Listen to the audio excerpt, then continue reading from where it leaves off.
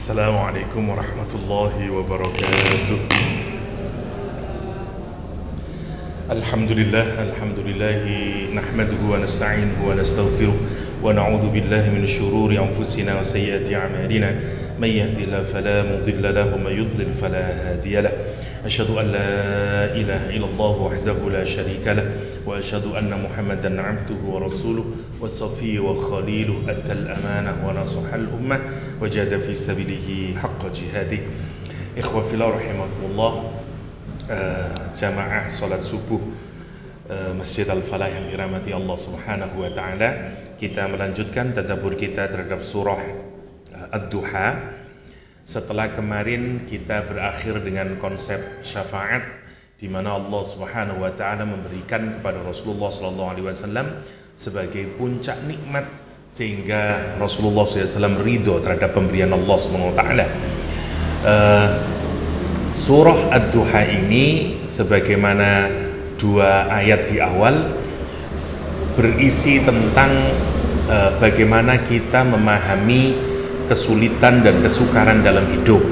Prinsip yang harus kita pegang adalah sebagaimana dua ayat di awal, selalu ada duha setelah malam gelap gulita.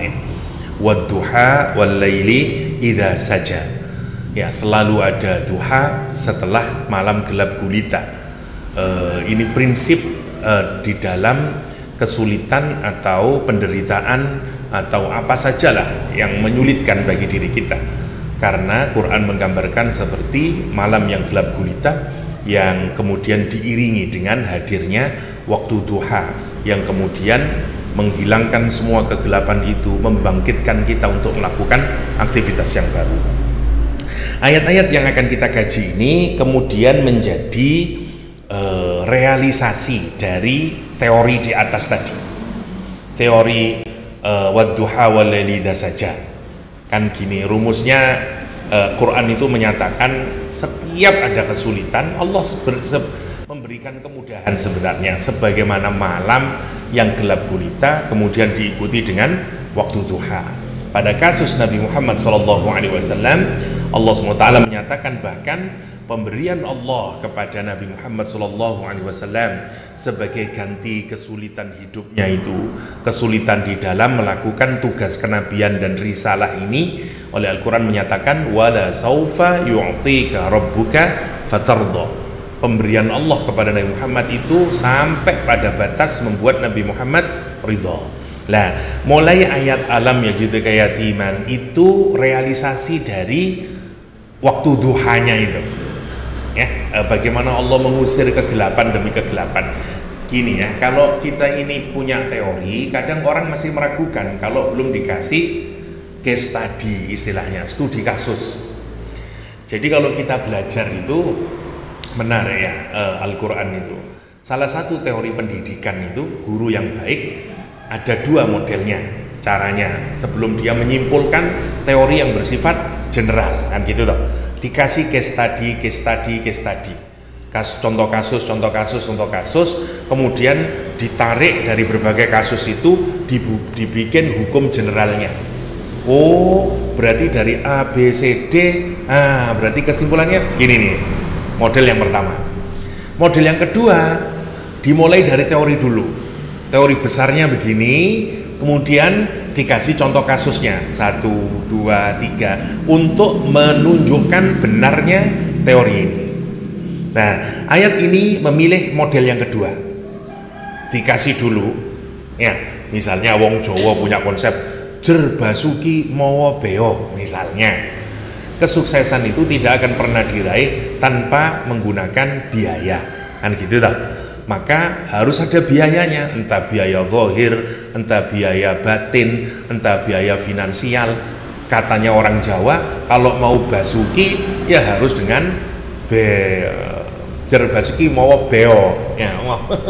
Saya tidak tahu bisa Jawa ya, tapi prinsipnya begitu lah. Kalau kita mau menyatakan statement orang Jawa ini benar atau enggak, tanyain saja sama orang-orang yang sukses, apakah dulu dia berusaha, dia mengeluarkan biaya dan seterusnya untuk kesuksesannya itu. Kalau benar, berarti benar itu. dan seterusnya. Itu orang Jawa ya. Quran ini menyatakan prinsipnya wadduha wallaili idza saja. Nah, sekarang Allah buktikan itu. Yang pertama, alam yajidka yatiman fa'awa, kata Allah SWT. Bukankah dia Allah SWT mendapatimu yatiman, sebagai anak yatim, fa'awa, maka kemudian Allah memberikan tempat perlindungan. Allah kemudian melindungimu, kata Allah SWT. Awa itu kalau kita ini dalam kesulitan, kemudian kita mencari tempat proteksi, tempat perlindungan yang membuat kita keluar dari kesulitan tersebut, dan kemudian kita nyaman di sana, rileks di sana, namanya ma'wa. Ya, jadi tempat dari kesumpekan segala macam, terus kita masuk ke satu tempat, kita terlindungi, kita terproteksi, diguyur dengan kenikmatan, namanya ma'wa. Karena itu surga juga disebut dengan al-ma'wa, jannatul ma'wa. Ya, awa juga begitu. Misalnya masih ingat kisahnya Nabi Nuh dengan anaknya dipanggil oleh Nabi Nuh, irkam ma'ana, dek, nak, ayo nak, naik ke atas perahu, ini banjir akan membesar airnya. Kata anaknya, nggak mau dia menyatakan awa, sa'awi ya ilal jabal ya'simuni minal ma, aku akan mencari proteksi, saya mau mencari perlindungan ayah ke atas gunung sana, ya'simuni minal ma, yang akan memberikan proteksi kepada saya dari air, dari banjir itu. Tidak mau, dia menggunakan kalimat sa'awi dari kata ini, awa. Jadi gambarannya seperti itu, banjir badang segala macamnya ya. Dan kemudian Allah memberikan kemudian dia mencari proteksi yang dia merasa nyaman, tentram. Sekarang Allah menyatakan keadaannya yatim. Yang kedua, Allah ngasih fa'awa, gini. Yatim sebagaimana definisi pada umumnya ya, orang yang tidak memiliki bapak. Bayangkan sekarang menjadi yatim di zaman sekarang dengan menjadi yatim di zaman Rasulullah SAW. Menjadi yatim di zaman sekarang barangkali masih jauh lebih mudah, karena ada panti asuhan, karena ada darul aitam, karena ada rumah yatim, macam-macam sekarang ya. Ada banyak, ada masjid-masjid yang menampung anak yatim dan seterusnya. Jadi ada banyak masih yang sekarang care dengan anak yatim. Satu, apalagi kalau negaranya sudah sangat maju, anak yatim benar-benar dipelihara oleh negara. Sekarang kita kan masih janji, meskipun itu sebenarnya amanat undang-undang gitu. Anak yatim, orang fakir dan anak-anak yatim dipelihara negara. Anak yatim dan anak-anak terlantar dipelihara oleh negara. Mestinya memang negara yang memeliharanya, tapi negara kita belum mampu, kan begitu toh. Jadi yatim inti zaman sekarang katakanlah masih ada membela, negara membela, masyarakat membela. Sekarang bayangin pada konteks pada masa itu belum ada negara, sehingga tidak ada atas nama negara dibela anak yatim. Yang kedua, masyarakat saat itu atas nama kesukuan ya. Jadi apalagi kalau proteksi benar-benar secara ekonomi dan seterusnya itu ya dari bapaknya, orang tua itulah proteksi. Ini juga salah satunya kenapa ada konsep poligami, salah satunya karena perempuan itu kalau tidak menikah bahaya dia. Nggak bahaya tak misalnya ini dulu bahaya, kenapa? Karena ada yang memproteksinya dia. Kalau sekarang ada Satpol PP, ada macam-macam sekarang. Dulu tidak ada, maka salah satu yang membuat perempuan itu kemudian aman adalah kalau dia punya suami, tidak akan disentuh kemudian oleh orang lain. Itu poinnya. Lah, yang menarik kalau kita pikirkan, maka menjadi yatim pada saat itu amat sangat sengsara karena tidak ada yang care. Apalagi di masyarakat Quraisy, orang tidak peduli dengan yatim. Makanya Nabi Muhammad SAW itu membuat kalau sekarang semacam yayasan lah, yayasan atau organisasi sosial yang bernama Hilful Fudul. Ya, itu tempatnya Rasulullah SAW mengumpulkan dana dan segala macam untuk kemudian diberikan kepada anak-anak yatim, orang-orang miskin, para janda yang membutuhkan bantuan. Itu kegiatan Rasulullah sebelum menjadi nabi. Jadi Rasul itu sebelum jadi nabi aktif dalam, kalau bahasa sekarang ini ormas ya. Kalau sekarang seperti people organization, kira-kira kayak gitu, NGO, non government organization ya, organisasi non pemerintah yang berfungsi untuk memproteksi anak-anak yatim dan seterusnya. Makanya ketika Rasulullah Shallallahu Alaihi Wasallam menerima wahyu dan Rasulullah takut karena pertama kali melihat malaikat Jibril dan berkata kepada Khadijah, aku takut apakah ini benar-benar malaikat atau jangan-jangan setan, jangan-jangan jin dan seterusnya. Apa katanya Khadijah? Aku sama sekali tidak berpikir itu. Yang datang kepadamu adalah namus. Kenapa? Karena kamu menyambungkan tali silaturahim, karena kamu selalu membantu anak yatim dan orang-orang miskin. Itu katanya Khadijah. Kenapa? Karena kegiatan Rasulullah membantu anak yatim. Bahkan ketika beliau yatim, Masya Allah, ini sebelum ada Al-Quranul Karim, Nabi Muhammad belum diangkat menjadi Nabi. Jadi kondisi saat itu kalau orang menjadi anak yatim sengsara. Karena itu Quran menggunakan kata awa. Boleh jadi dia tidak punya tempat tinggal, boleh jadi dia kesusahan secara ekonomi dan seterusnya. Makanya Al-Quran menggambarkan look Nabi Muhammad. Allah sekarang menunjukkan bagaimana sih Allah itu menjadikan malam itu menjadi duha, itu kayak apa? Kita lihat. Nabi Muhammad SAW lahir, ya ada dua pendapat. Ada yang menyatakan anna abahu tufiya wa huwa hamlun fi batni ummihi. Yang pendapat pertama, ayahnya Nabi Muhammad itu sudah meninggal dunia ketika Nabi Muhammad masih ada di dalam perut ibunya. Pendapat yang kedua, ba'da'an wulida. Pendapat yang kedua adalah setelah Nabi Muhammad dilahirkan, Sayyid Abdullah wafat. Jadi tapi tetap kedua-duanya menjadikan Nabi Muhammad SAW yatim, ya nggak punya ayah, kemudian bahkan tidak pernah melihat wajah ayahnya Rasulullah SAW. Nah, jadi dia yatim sejak kecil, ya. Oke. Summa tuwfiyat ummuhu Aminah bintu Wahab wa lahu minal umur 6 sinin. Lihat keadaan yatimnya itu, sudah yatim, kemudian waktu beliau berusia 6 tahun, ibunya namanya Aminah binti Wahab diambil oleh Allah SWT, piatu sekarang pada usia 6 tahun ya. Summa kana fi kafalati jaddihi Abdul Muttalib, kemudian dia berada dalam tanggungan kakeknya Abdul Muttalib, ila an tufiya wa lahu minal umur 80 sanah, 80 sanah, dan kemudian kakeknya meninggal dunia pada saat Rasulullah berusia 8 tahun ya. Fakafalahu ammuhu Abu Talib, kemudian yang menanggung Rasulullah SAW adalah Abu Talib.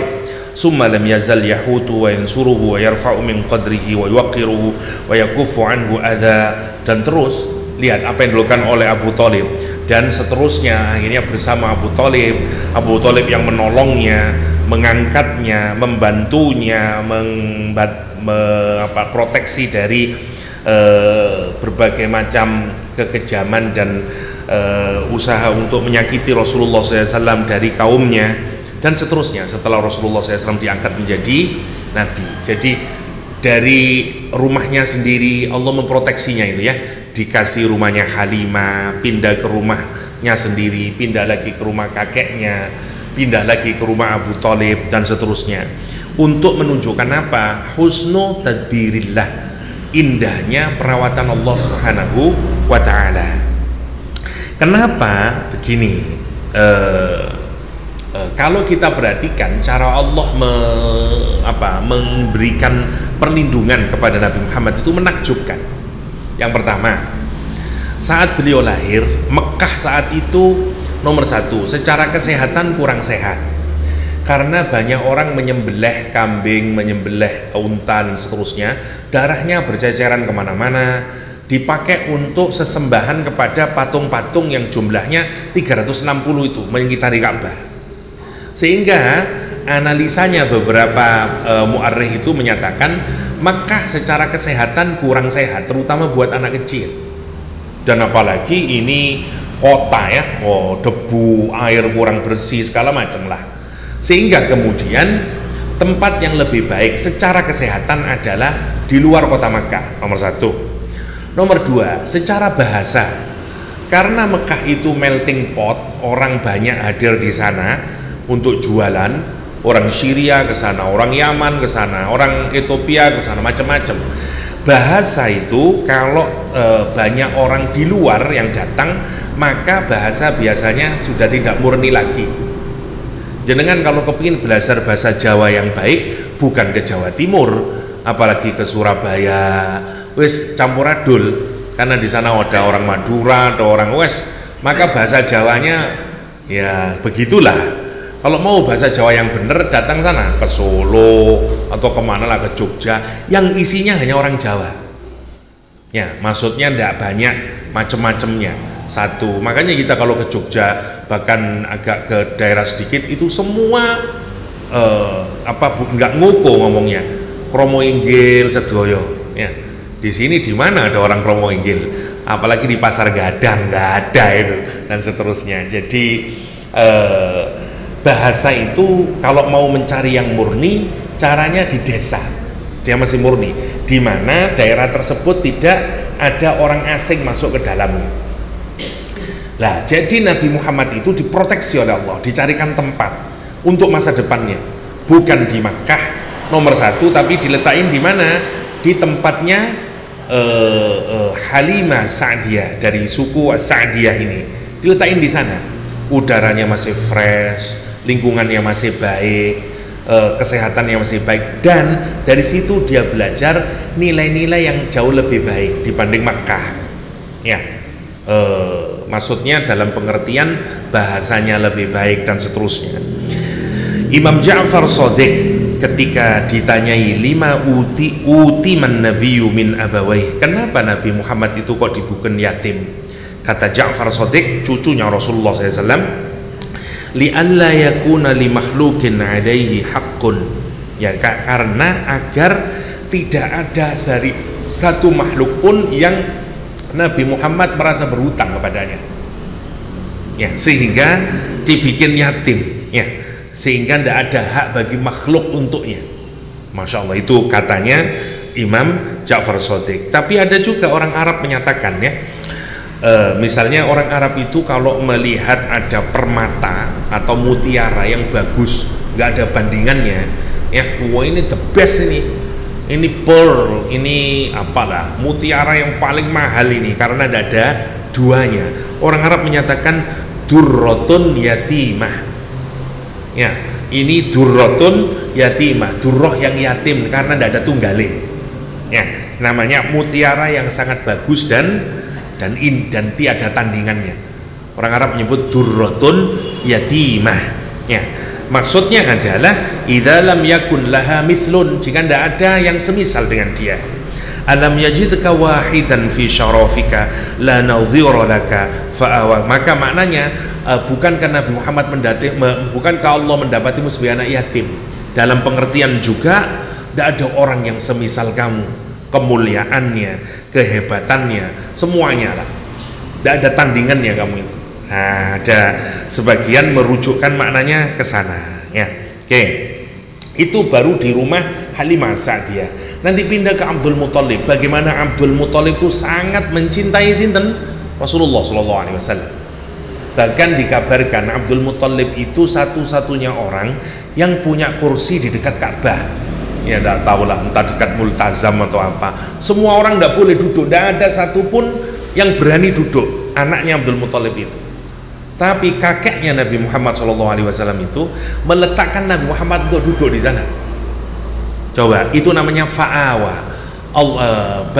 Kamu keadaannya yatim, tapi lihat kamu, namanya Halimah Sa'diyah itu mencintai Nabi Muhammad, lebih mencintai dia daripada anaknya sendiri. Kenapa? Karena mengandung keberkahan. Sekarang kambingnya, untanya mengeluarkan susu sejak kedatangan Nabi Muhammad. Halimah itu kan datang ke Mekah awalnya, semua tukang susu itu sudah dapat semuanya. Halimah karena miskin, untahnya niku kering, untahnya kurus, nggak ada yang mau ngambil. Ibu menyatakan, dari digawa arek iku, nanti kalau anak saya disusukan sama dia, waduh, apa yang terjadi dengan anak saya? Maka makin sakit nanti anak saya. Nggak ada yang mengambil. Lah tinggal satu Mekah itu, tinggal satu bayi yang belum mendapatkan inang susunya. Siapa itu? Rasulullah SAW. Kenapa? Karena anak yatim. Orang-orang berpikir kalau saya mengambil Muhammad, uangnya sedikit, upahnya sedikit, maka tidak ada yang ngambil. Sampai pada titik ketika Halimah menyatakan, sudah tidak ada lagi bayi ini, daripada saya pulang tidak membawa bayi yang saya susui, udahlah saya ambil aja Nabi Muhammad. Itu ceritanya. Lah untahnya niku, anaknya sudah nangis karena kambing tidak bisa diambil airnya, kurus, kering. Untahnya juga kalem. Maka kata Halimah, ketika saya meletakkan Muhammad yang masih bayi itu di atas punggungnya, tiba-tiba unta saya itu menjadi giat dan berjalan giat sampai ke rumah. Dan begitu sampai di rumah, setiap malam kata Halimah, kami itu tidak pernah tidur karena rengekan bayi kami. Karena nanti ini yang saudari perempuannya Nabi Muhammad ya, saudari susuan ya. Jadi Nabi Muhammad nanti punya saudari perempuan, kakaknya ya, yang anaknya Halimah Sa'diyah itu nangis kalau malam. Hanya hari pertama Nabi Muhammad hadir di rumahnya itu, begitu sampai untuk malam, terus ini apa makan malamnya, cobalah barangkali ada susunya, kata bapaknya. Begitu kambingnya disepuh, banyak air susunya. Sampai kata Halimah, belum pernah kami tidur senyenyak hari pertama Muhammad SAW ada di rumah kami.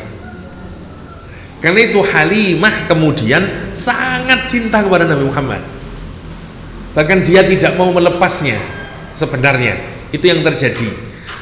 Kenapa kemudian Halimah senang? Karena itu membawa, dan sejak awal dia tahu ini bayi bukan biasa dan seterusnya, makanya diproteksi. Itu namanya fa'awa.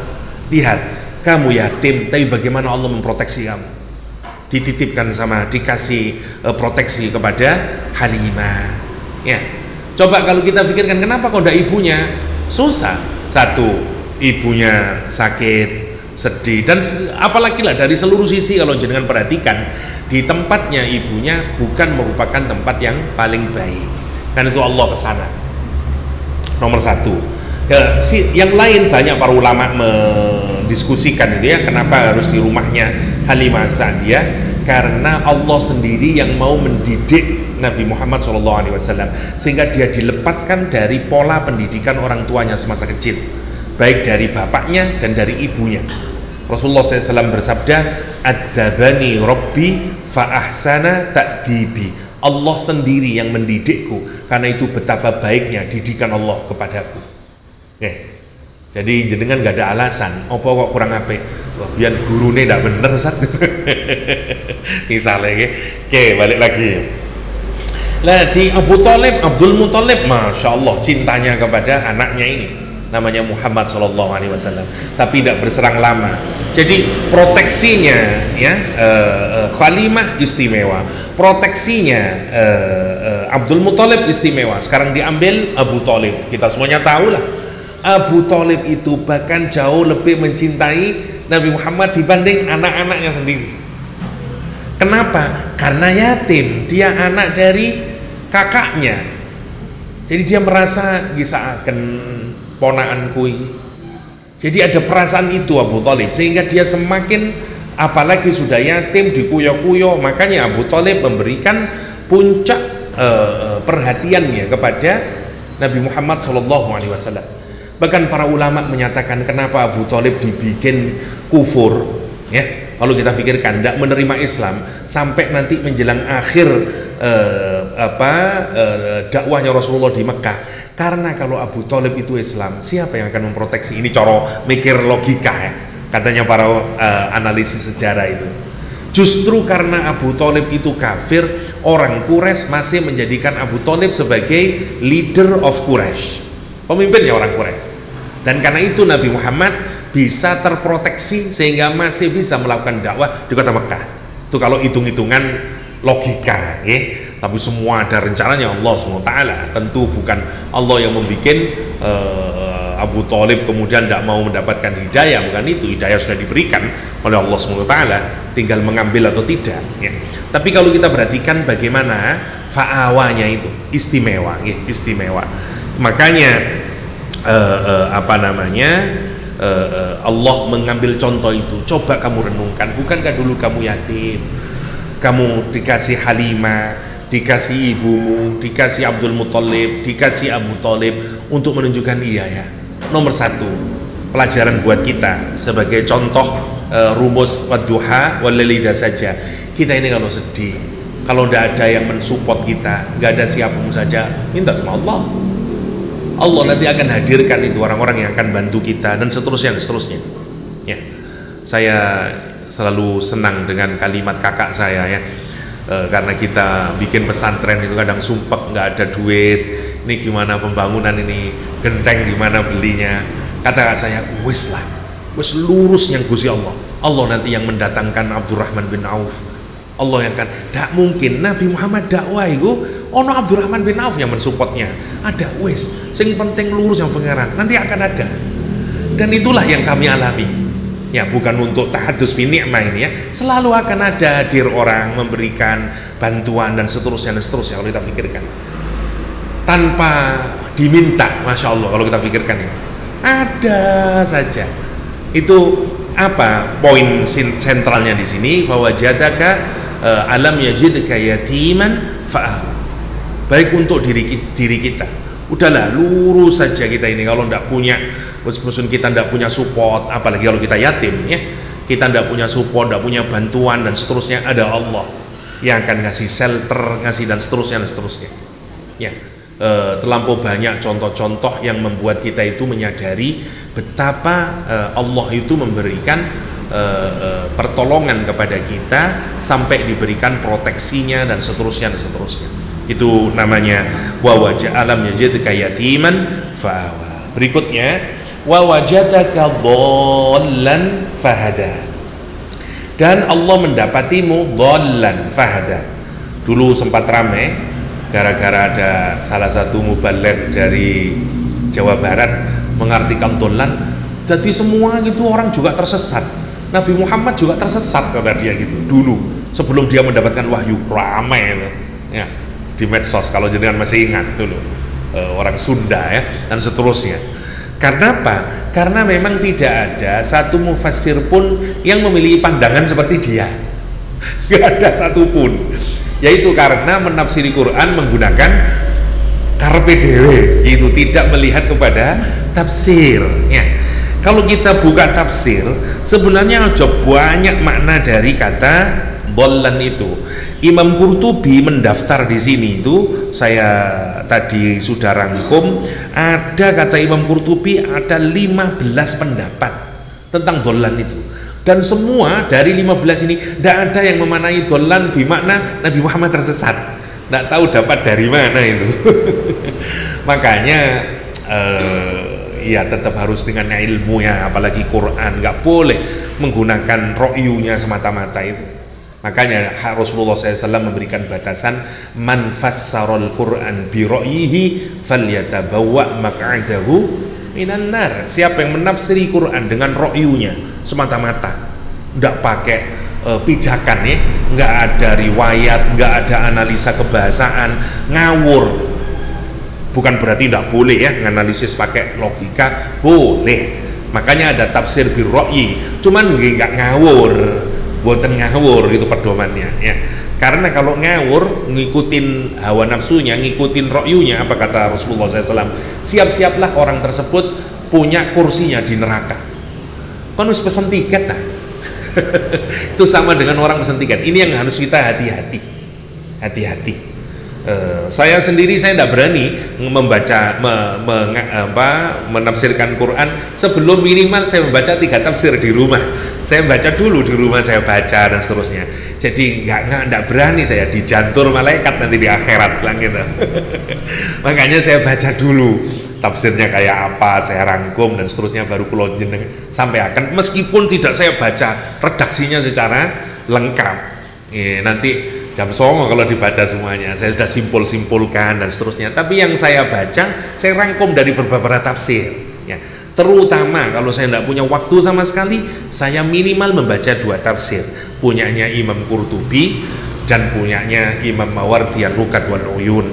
Kenapa? Karena yang satu tahun sekitar 400-an ya, karena dia merangkum semua tafsir Imam Mawardi dalam kitabnya namanya An-Nukat wal Uyun. Lebih belakangan dengan meniru metodologinya Imam Mawardi, muridnya Ibnu Taimiyah namanya Ibnul Qayyim bikin juga dengan versi yang lebih modern namanya Zadul Masir dan seterusnya. Nah, saya kalau waktu super pendek ya saya baca ini, itu singkat padat lah. Tetapi kita kurang dapat kedalamannya.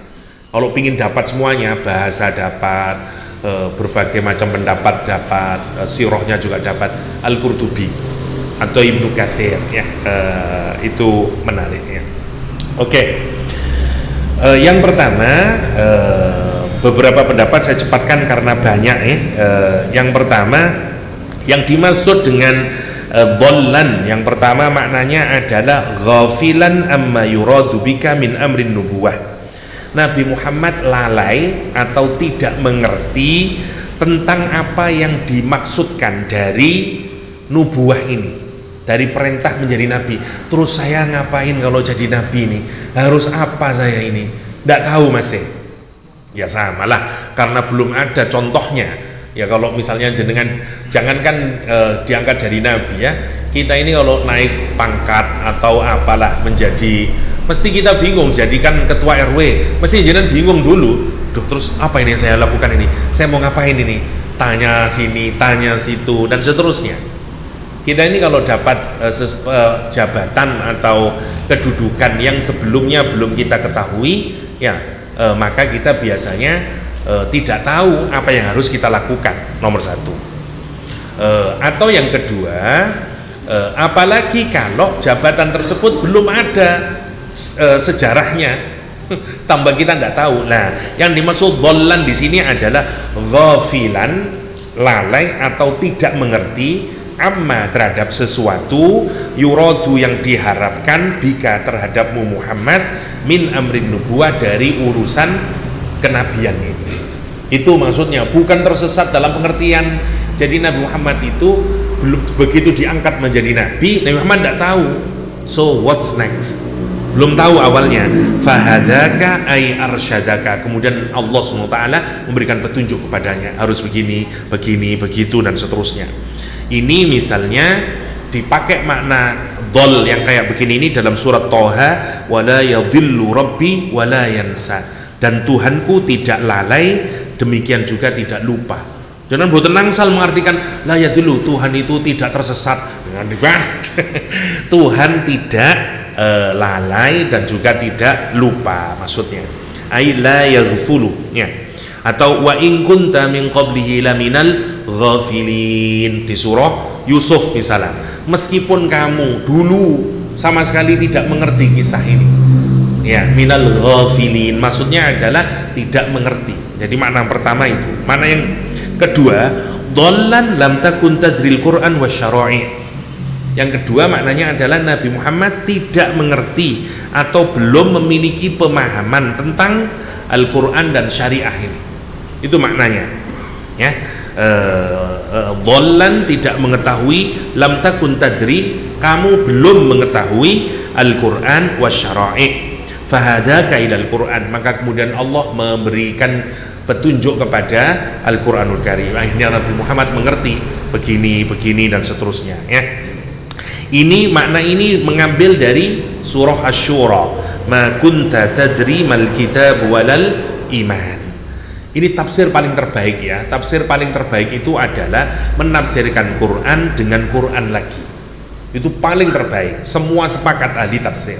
Seperti ini yang dilakukan oleh para ulama adalah tafsirul Quran bil Quran, memaknai kata dhal yang pertama tadi dengan bantuan surat Thaha dan Yusuf. Yang kedua ini menafsiri dengan bantuan surah Asy-Syura yang diartikan dengan tidak mengetahui syariah Allah Subhanahu wa taala sebelumnya. Oke, yang ketiga, wa wajadaka dhallan ay fi qaumin dhullal. Maksudnya wawajadaka dhallan, mendapatimu, dhallan itu maksudnya mendapatimu berada di tengah-tengah masyarakat yang tersesat. Itu maksudnya. Jadi wawajadaka dhallan, kata Al-Qur'anul Karim, ai fi qaumin dullalin, berada di tengah-tengah masyarakat yang tersesat, ya. Fahadahumullahu hubik, kemudian Allah memberikan hidayah kepadamu. Ini Imam Al-Kalbi, Imam Farra, ya, dan seterusnya. Imam As-Suddi pendapatnya begini. Nomor 4, wawajaka dhallan anil hijrah. Nabi Muhammad belum tahu bagaimana nanti hijrah ini, harus pindah kemana dan seterusnya, belum tahu masih.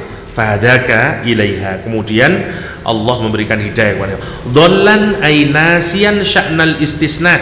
Nabi Muhammad ini ada yang merujukkan Nabi Muhammad di sini maksudnya lupa untuk menyatakan insya Allah. Masih ingat yang menjadi backgroundnya surat Ad-Duha ketika Muhammad menyatakan sa'ukhbirukum ghoda, aku akan beritahukan kalian, lali boten ngomong insya Allah. Nah, itu ada yang merujukkan ke sana, ya. Ini apa namanya, dirujukkan kepada surah Al-Baqarah 282, ya, antadilla ihdahuma. Quran menggunakan kata lupa itu dengan dhal ketika bicara tentang Nabi Khidir sama Nabi Musa dengan muridnya Yusha bin Nun, ketika bilang nanti kalau ikannya keluar dari tempatnya dan kemudian berjalan keluar dari tempat yang kita bawa, disitulah tempatnya malaikat, tempatnya Nabi Khidir. Keduanya tertidur, lupa. Quran menyatakan antadilla ihdahuma, antadilla, bukan keduanya tersesat, keduanya, salah satu di antara keduanya lupa, ya, yaitu siapa? Muridnya Nabi Musa alaihissalam.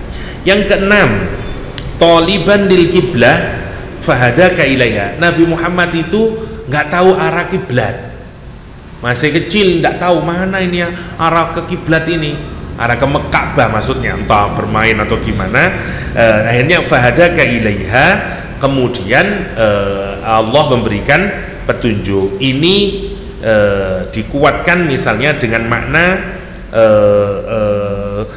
dhallan bi ba'da at-talab, ya, mencari, ya, seperti pada ayat surah Al-Baqarah itu, qad nara taqalluba wajhika fis sama ila akhiri, li anna dhal talibun, orang yang tersesat itu dhal itu maknanya adalah talib. Yang ketujuh, mutahayyiran an bayani ma nazala alaik, mutahayyir, bingung dari bagaimana menjelaskan apa yang Allah turunkan kepadanya di awal-awal. Ini bagaimana ini ya, dan seterusnya. Nabi Muhammad masih bingung, ini harus diapakan dan seterusnya. Allah kemudian memberikan petunjuknya. Berikutnya adalah dha'i'an fi qaumik, terlantar. Dhal di sini bermakna dha'i'an, terlantar di tengah-tengah kaumnya. Fahadaka ilai wa yakunu dhalal bimakna ad-dhaya', yaitu terlantar. Ada lagi yang dimaknai nomor 9, muhibban lil hidayah, orang yang mencintai untuk mendapatkan hidayah.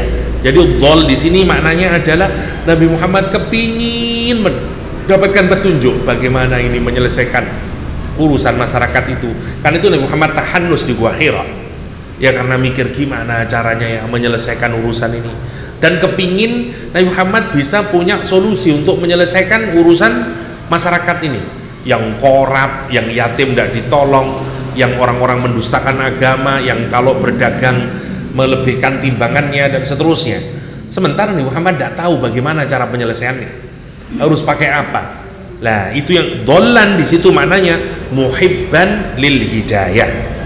Ini juga bukan ngasal, ada kalimat yang mendukungnya, yaitu di surah Yusuf ayat ke-95, qalu tallahi innaka lafi dhalalikal qadim.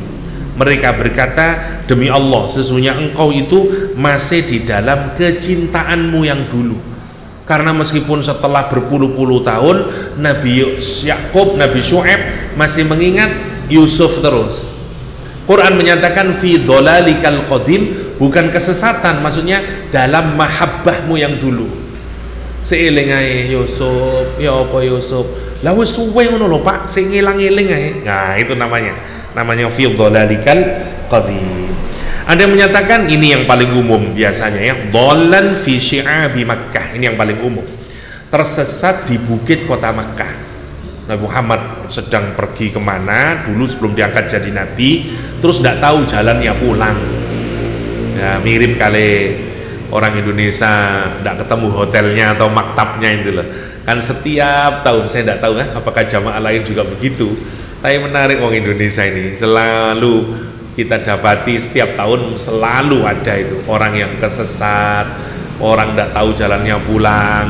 Ada yang bahkan 2 hari atau berapa yang kemarin itu yang orang Tegal mana itu duduk saja dia ya, sampai kemudian disamperin orang, untungnya ada gelang itunya, sampai kemudian ketemu lagi dan seterusnya ya. Namanya dhallan begitu, itu tidak tahu jalan pulang. Ini diriwayatkan, dikokohkan dari Ibnu Abbas, dhallan nabi wa huwa sigharun fi si'abi Makkah. Nabi Muhammad waktu kecil, katanya Ibnu Abbas, itu tersesat di lembah kota Makkah. Fara'ahu Abu Jahal. Abu Jahal kemudian melihatnya, loh masih kecil ini, belum ada konfrontasi dengan Abu Jahal. Munsharifan an aghnamihi, ya faraddahu ila jaddihi Abdul Muthalib. Abu Jahal itu sedang mengasuh kambing-kambingnya, tapi begitu melihat Nabi Muhammad kecil itu, terus dia diparani, terus diantarkan ke rumahnya Abdul Muthalib. Famannallahu bidzalik, Allah menganugerahkan kepada Nabi Muhammad nikmat kepadanya. Hina raddau ila jaddi ala yadi aduwihi, bagaimana musuhnya bisa mengantarkan Muhammad kecil kepada kakeknya, katanya Ibnu Abbas. Ka'ab ini punya cerita lebih detail yang menarik tentang ini, biasanya yang paling banyak makna ini biasanya diceritakan oleh Halimah. Lamma qadat haqqar ridha, setelah penyusuan saya itu selesai, jatahnya menyusui selesai, ja'at bi Rasulillah litaruddahu ala Abdul Muthalib, saya pergi ke kota Mekah untuk mengembalikan bayi Muhammad SAW ke ibunya, ke rumahnya Abdul Muthalib.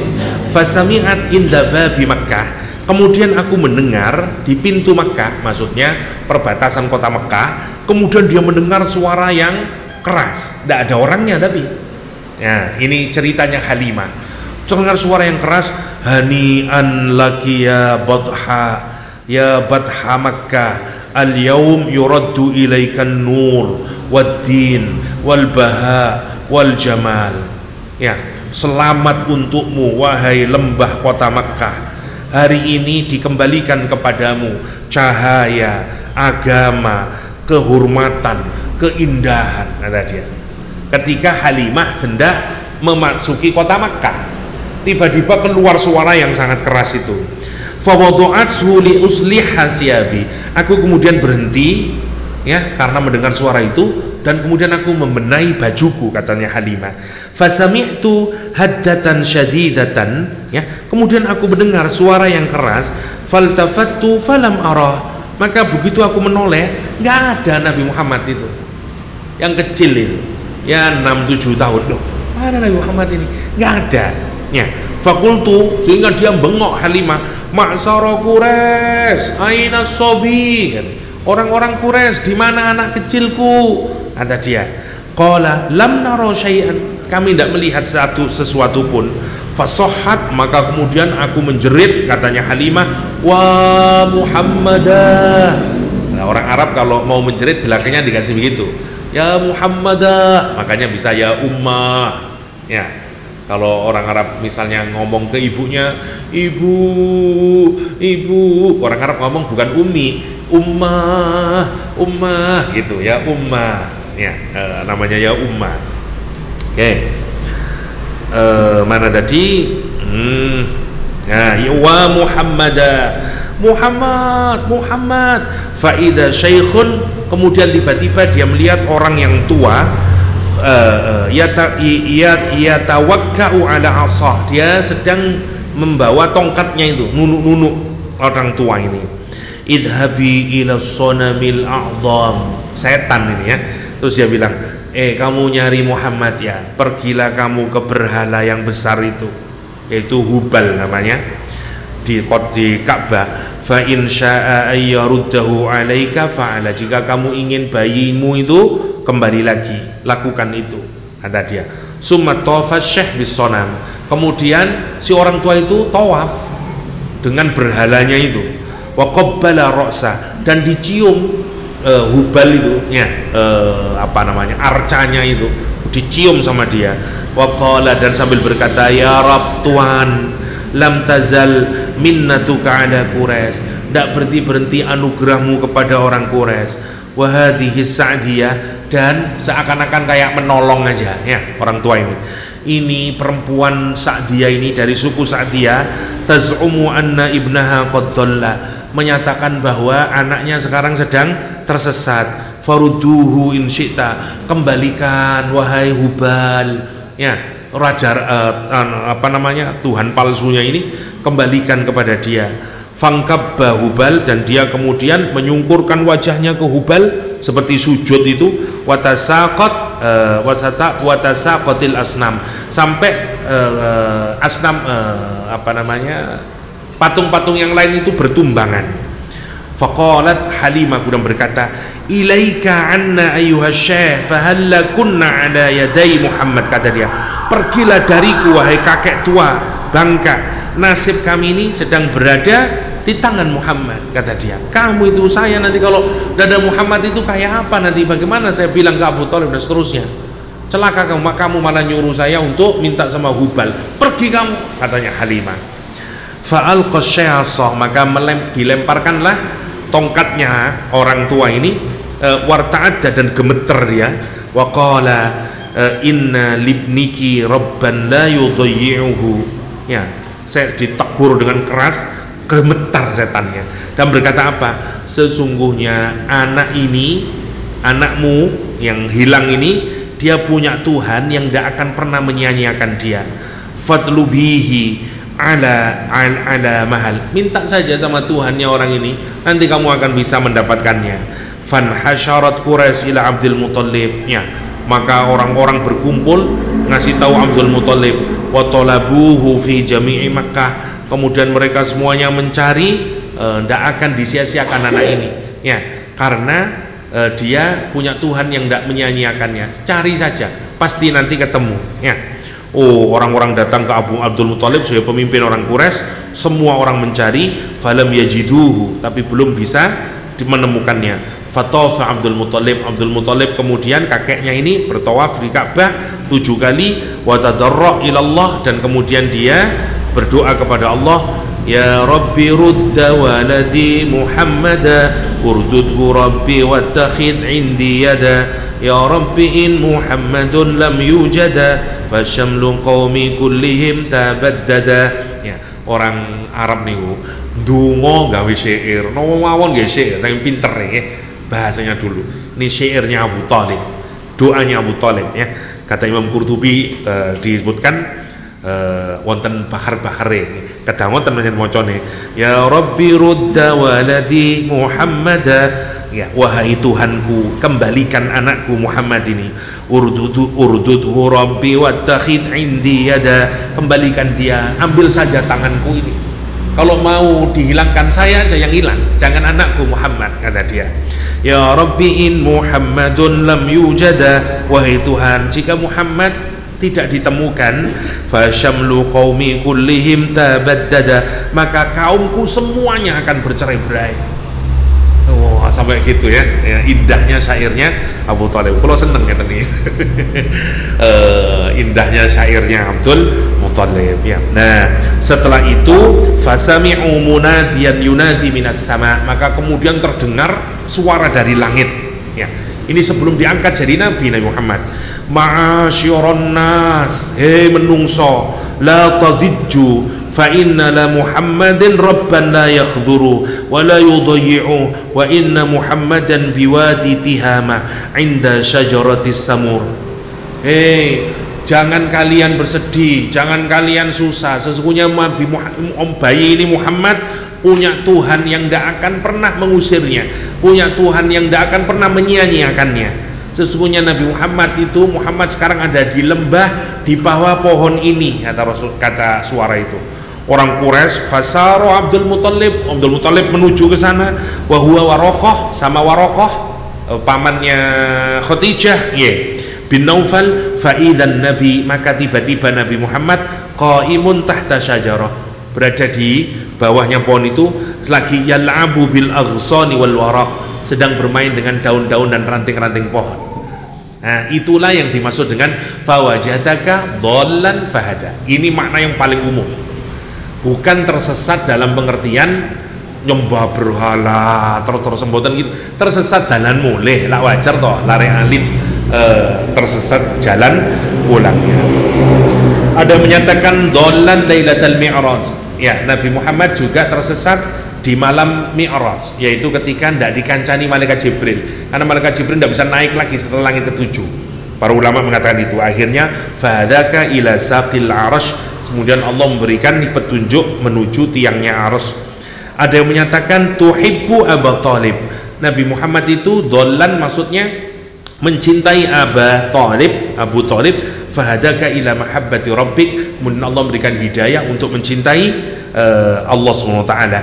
Bassam bin Abdillah mengatakan wajadaka dhallan bi nafsik la tadri man anta fa'arraf nafsika wa halika. Awalnya Nabi Muhammad tidak tahu siapa saya ini, tapi kemudian Allah memberitahu dia, engkau ini nabi, engkau ini keadaanmu begini-begini. Awalnya tidak tahu apa yang terjadi pada saya, kenapa saya kok begini dan seterusnya. 14 saya terakhir sudah. Ata al-Junaidi wa wajadaka mutahayyiran fi bayanil kitab fa'allamakal kitab. Muhammad awalnya tidak tahu bagaimana menjelaskan Al-Quran itu, kemudian Allah memberikan petunjuk bagaimana menjelaskan Al-Quranul Karim dan seterusnya. Kesimpulannya, saya ambil kesimpulannya Imam Qurtubi, qultu, saya senangnya kalau jenengan senang baca tafsir Qurtubi itu begitu. Tafsir Qurtubi itu jelasin, misalnya yang ada 10 pendapat, dia jelasin semuanya, pendapat 1, 2, 3, 4, 5, 6, 7, habis itu dia kasih kesimpulan dengan kalimat qultu, aku berkata. Nah gitu dia berkata, maksudnya ini kesimpulanku, kata Imam Qurtubi, hadhil aqwal kulluha hisan, semua pendapat yang di atas itu semua good, semua benar. Thumma minha ma huwa ma'nawi wa minha ma huwa hissi. Sebagian ada yang memahami kata dhalun dalam pengertian maknawi, seperti tadi ya, nggak tahu maknanya Al-Quran, belum tahu bagaimana cara berdakwah, ini semuanya maknawi kesesatannya. Ada yang menyatakan hissi, secara fisikal, yaitu tidak tahu jalan pulang dan seterusnya. Wal qaulul akhir, sementara pendapat yang terakhir, yaitu yang tadi itu ya, a'jabu ilayya, itu yang paling menakjubkan kepadaku, li'annahu yajma'ul aqwalil ma'nawiyah, karena dia menggabungkan semua makna maknawi dan makna fisikal. Itu maksudnya. Ini makna yang terakhir yaitu dari Imam Al-Junaid ya. Jadi Nabi Muhammad itu tidak mengetahui bagaimana penjelasan dari Al-Quranul Karim, kemudian fa'allamakal bayan ya. Atau makna yang kedua, idza wajadtal arab sajaratan munfaridatan fi falatin minal ard la syajara ma'ha sammuha dhallah. Orang Arab itu ternyata kalau ada satu pohon yang tidak ada temannya di satu tempat, si jedok, sampingnya tidak ada pohon, kirinya tidak ada pohon, dia disebut dengan dhallatun gitu ya. Fayuhda biha ila tariq, faqala Allah ta'ala nabiyhi wa wajadaka dhallan. Karena itu katanya, kenapa Allah menyatakan wajadaka dhallan, karena la ahada ala dinik, karena tidak ada orang satupun yang berada dalam agamanya Nabi Muhammad, wa anta wahidun laisa maka ahad, dan engkau awalnya hanyalah sendirian dalam agama ini. Fahadaitu bika al khalqa ilayya, dan kemudian aku memberikan hidayah ya, kamu kemudian diberikan hidayah oleh Allah untuk bisa mengajak makhluk-makhluk yang lain untuk daripada Allah SWT. Itu lihat, semua kesusahan karena tidak tahu pengetahuan ini naik sekarang ya. Kalau tadi kenikmatan zahir yang diberikan oleh Allah ya, tempat tinggal, rezeki dan seterusnya, namanya fa'awa. Sekarang naik dhallan. kesulitan cara berpikir, gimana menghadapinya semuanya, Allah bisa menjadikan wa wajadaka dhallan fahada, dikasih hidayah. Jadi yang pertama Allah An-Nasir Al-Hafid, yang kedua Allah Al-Hadi. Jenengan sumpah tidak tahu gimana caranya, minta sama Allah, baca surat Ad-Duha ya, direnungkan itu, minta sama Allah, Allahumma hdi, ya Allah kasih saya petunjuk ya Allah, dan seterusnya nggih. Niku wa wajadaka dhallan fahada. Kok cepet ya, kula sinaune pun mantun surat Ad-Duha nih gitu. Ternyata belum selesai. Wa wajadaka ailan faghna, satu ayat lagi. Dan Allah mendapatimu ailan ya. Ailan itu kalau kita sedang membutuhkan sesuatu, to be in need kata orang bule ya. Ailan, to be in need. Wa wajadaka, Allah mendapatimu Muhammad membutuhkan sesuatu ya, fa'aghna, maka Allah menjadikan kamu need free. Need free itu tidak punya kebutuhan sudah, karena sudah dipenuhi kebutuhannya. Makanya orang kaya adalah orang yang sudah tidak punya kebutuhan, tidak punya keinginan, sudah habis. Karena kalau orang masih punya keinginan berarti masih miskin ya. Karena itu menurut bahasa bisa jadi orang miskin tapi kaya, bisa jadi orang kaya tapi miskin. Lek butuh terus. Ada kisah menarik yang di kalangan ulama Islam, ada orang di pinggir jalan ya, dia orang saleh, dikira dia orang miskin sekali nampaknya, kasihan ada orang kaya berhenti ngasih duang. Kata dia, kenapa kamu ngasih duang? Ya karena kamu nampaknya butuh, kata dia. Terus saya tanya, enggak saya enggak butuh. Enggak apa-apa, udah ambil aja. Terus dia bertanya, kamu orang kaya? Iya, berapa uangmu? Sekian-sekian. Kamu masih kepingin punya tambahan lagi? Ya iya, ya ini tambahannya, dikasihkan sama dia. Saya tidak butuh, sementara kamu jauh lebih membutuhkan dibanding saya. Ini terkenal kisahnya, saya lupa ulama siapa itu ya, dikira dia itu namanya orang ghani. Orang ghani untuk orang yang tidak butuh ya. Allah itu disebut Al-Ghani, makanya satu-satunya yang maha kaya ya Allah, karena Allah tidak pernah membutuhkan. Kita ini etok-etok kaya, tapi aslinya saya kepingin lagi, namanya bukan benar-benar kaya karena masih menginginkan. Namanya fa'aghna. Nah ini dulu begitu ya, Allah Nabi Muhammad membutuhkan bantuan, tidak punya tidak punya harta, tidak punya ini segala macam. Ini sekarang urusan fisikal ya, urusan yang bersifat finansial. Pertama fisikal, yang kedua emosional spiritual, yang ketiga sekarang urusan finansial ya. Jadi semuanya kemana kita mau nyari solusi kalau bukan ke Allah SWT ya. Urusan fisikal Allah, alam yajidka yatiman fa'awa. Urusan emosional spiritual wa wajadaka dhallan fahada. Urusan finansial wa wajadaka ailan fa'aghna. Sampai caranya Allah istimewa ya. Caranya Allah itu dinikahkan dengan janda kaya raya namanya Khadijah, selesai urusan ekonominya ya. Ada kisah lucu dari Yai Mbak Maimun Zubair waktu dia belajar di Mekah. Ceritanya datanglah orang Kelantan ke sana. Mbak Maimun itu dulu dia itu ke atas bukan turunan orang kiai besar, tetapi ada kakeknya itu yang giat sekali belajar sampai jadi kiai, sehingga anaknya kiai dan seterusnya. Dikirimlah Mbak Maimun ke Makkah. Ceritanya cita-citanya sebenarnya Mbak Maimun kepingin pulang diambil menantu orang kaya raya yang bodoh sehingga saya dihormati dan tidak usah pakai kerja. Wah itu the best sudah.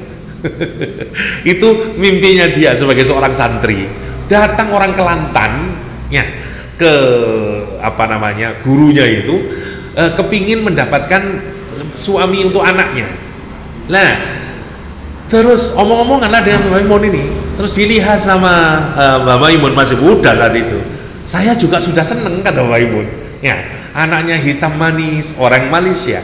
Nah ternyata kemudian begitu menghadap ke Ustadz karena sudah setuju ini mau dinikahkan, nah yainya ya tidak mengizinkan, enggak, kamu jangan menikah dengan dia, ini saya nikahkan saja dengan orang Arab. Wah dinikahkanlah dengan orang Arab, kecewa tentu, aduh tidak jadi nih nikah sama orang Arab. orang Arab, pinter bahasa Arab, namanya orang Arab ya. Wah, bangga sekali ini, apa namanya, kata Mbak Maimun, mertuanya bangga sekali. Ternyata Arabnya Arab pati genah gitu, pinter bahasa Arab tapi ternyata bodoh dalam ilmu agama. Singkat cerita sampai sedih dan segala macamnya, tidak berapa lama meninggal. Yang istrinya ini ya mungkin kiainya tahu ya, karena apa namanya, ini nanti tidak lama kamu jangan nikah sama dia, meninggal. Terus disuruh untuk apa namanya, ngimamin ya, Bapak Imun itu. Katanya Bapak Imun, saya dilala kersane Gusti Allah, lupa sholat jenazah itu berapa takbir. Tapi mau tanya, ya malulah, wong saya ini dianggap paling pinter ini karena disuruh ngimamin. Gimana caranya ini? Ada kesempatan buka kitab, kalau sekarang bisa di Google, ini berapa ya, 3 atau 4. Wah, dia tidak kurangan akal.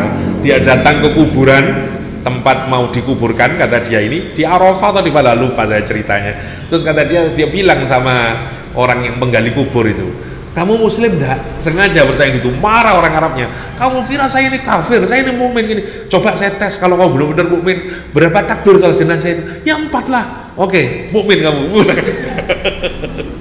Oh, situ saya ngimamin, kata Mbak Maimun Zubair ya.